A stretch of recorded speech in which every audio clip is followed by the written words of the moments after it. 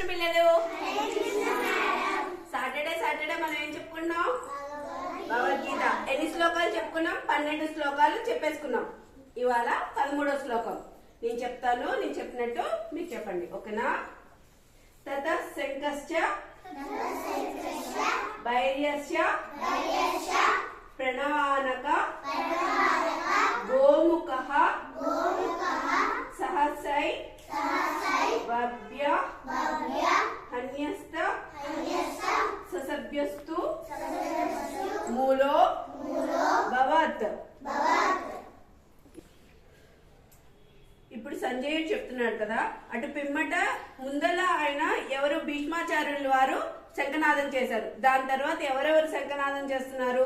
శంఖానాదాలు, తర్వాత భైరులు, ఇంకా ఏంటంటే గోముఖాలు, ఇవన్నీ ధ్వనులు చేసేవన్నమాట. వీటినన్నింటినీ మ్రోగిస్తే ఆ శబ్దం ఏంటి? ఒకటేసారి చాలా భయంకరంగా ఉందన్నమాట.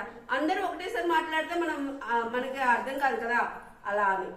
అర్థమవుతుందా ఇది?